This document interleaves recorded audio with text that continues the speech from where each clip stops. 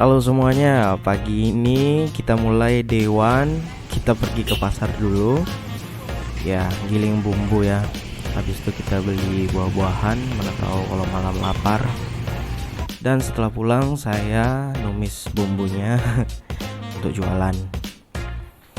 Pagi tadi saya nggak sarapan, tapi saya makan kentang yang ini 3 biji, lalu minum 1 gelas saja. Kita mulai untuk masaknya. Di sini kita ada tempe, sawi, toge, tomat, bawang sama cabai. Ya. Lalu kita potong-potong. Tempenya bagi 3 atau 4 gitulah. BTW tempenya harganya 5.000 ya, sawinya 3.000, jadi cukup murah ya. Kita potong-potong aja semuanya. Tomatnya bagi 2 aja.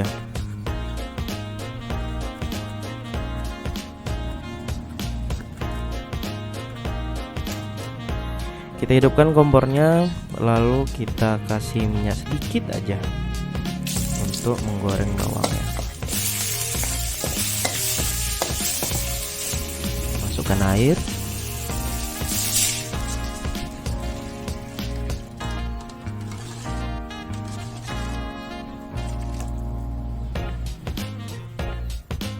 Kita kasih garam, masukkan sawi dan tempe tersebut,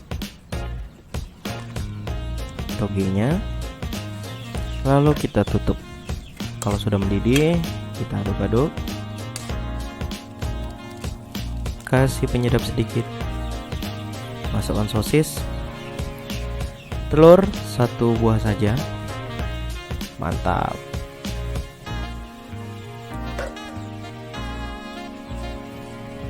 Kalau sudah selesai semuanya, matikan.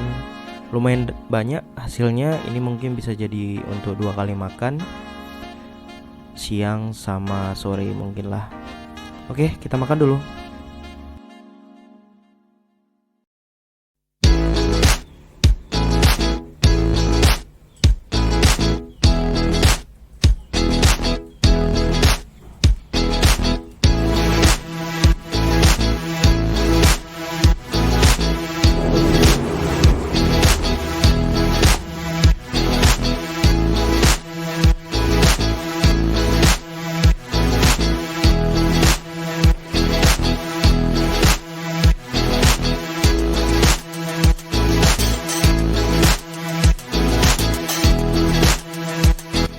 Oke, hari pertama diet.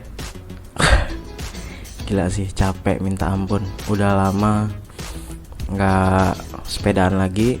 Ini kebetulan baru pulang dari sepedaan. Sebetulnya video ini tadi rencananya mau buat di sana gitu sambil istirahat, tapi rame banget, malu, jadi kita buat di rumah aja. Kebetulan ini juga baru sampai. Jadi kita akan bahas apa itu defisit kalori. Jadi sebetulnya defisit kalori itu gampang aja sih, simpelnya seperti ini.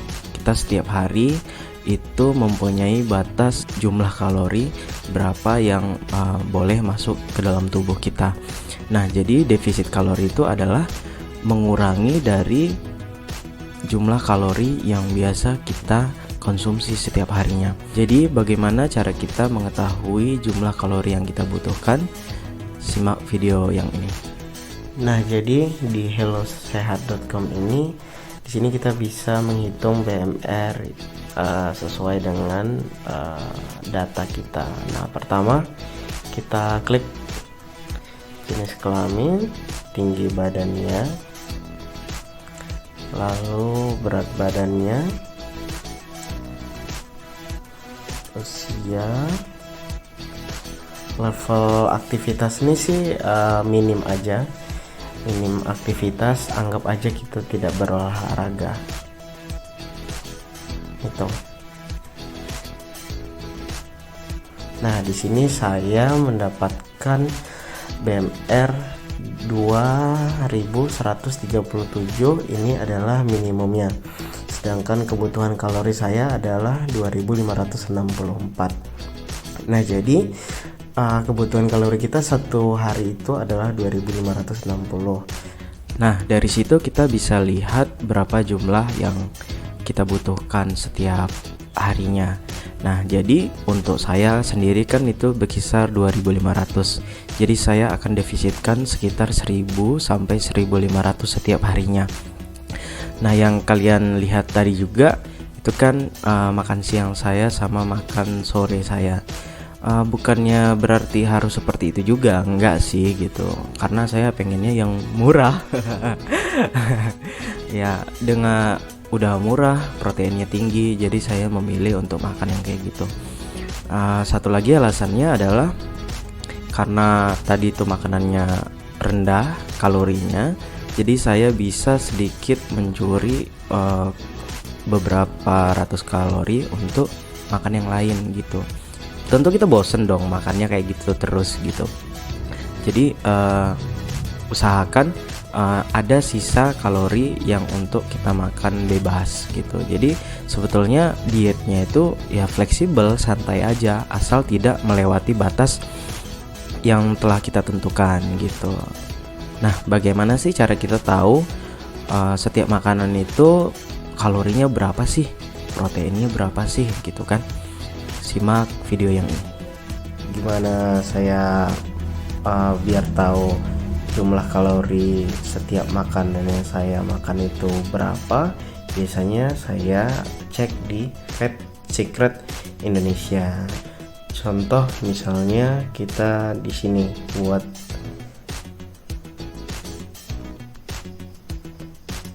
telur rebus.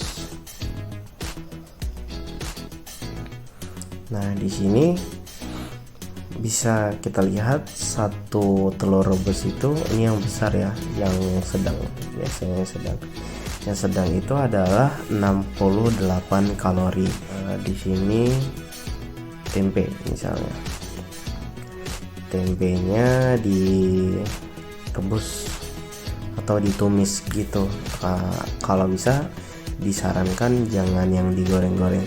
Tapi kalau misalnya belum bisa ya nggak apa-apa, maksudnya ya perlahan lah, nggak mungkin langsung tiba-tiba yang nggak berminyak banget gitu, ya nggak masalah juga, kita kan belajar perlahan gitu.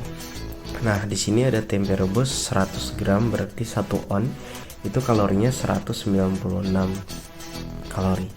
Nah, proteinnya tinggi banget di sini, lemaknya sih nggak masalah. Tinggi, soalnya di sini kalau kita lihat itu lemak jenuh lebih banyak gitu. Nah, kalau yang berhubungan dengan kacang-kacang biasanya proteinnya tinggi gitu. Contohnya di sini adalah nasi Padang. Nah, kalau kita lihat di sini nasi Padang 664 kalori. Nah, kalau kayak gini, kalau misalnya kita makan sekali, kalau contoh kayak saya tadi, saya pengennya 1000 sampai 1500. Berarti kalau udah makan nasi Padang, ya tinggal makan telur atau makan tempe, itu udah habis gitu. Udah habis jatahnya 1 hari gitu. Jadi kita harus pandai-pandai juga untuk masalah defisit kalori. Nggak harus sih sebetulnya kayak tadi ketat banget, enggak, sebetulnya enggak gitu. Kenapa saya bilang enggak? Biar badan kita juga nggak stres gitu. Kalau misalnya kita makannya tuh monoton, harus yang kayak gitu aja, pasti nanti pikirannya stres, malah nggak bagus juga untuk ke kitanya gitu. Sebetulnya sih seperti itu. Nah, dari situ kita dapat gambaran kira-kira kita harus bagaimana. Sebetulnya sih nggak harus makan sayuran terus gitu. Saya juga nggak menyarankan kalian jadi vegetarian gitu, enggak gitu. Kalau memang punya budget lebih, ya beli daging nggak masalah, ayam nggak masalah gitu. Kalau saya sendiri sih ya cukuplah kayak gitu aja. Kalau misalnya nanti mau sekali-sekali makan, ya udah makan di luar aja gitu. Misalnya mau makan pecel, mau makan nasi Padang sekaligus, ya nggak apa-apa gitu. Tapi harus ingat, jangan udah makan nasi Padang terus makan nasi lagi di rumah, makan ini makan itu. Waduh, itu bukan defisit, malah melebihi gitu. Intinya itu apapun yang dimakan terserah, yang penting jangan melewati. Bagusnya memang seratnya tinggi, proteinnya juga tinggi gitu. Untuk masalah metode yang lain, mungkin hari kedua kita bahas metode-metode apa aja yang pernah saya lakukan dan bagaimana hasilnya. Kita lihat hari kedua besok.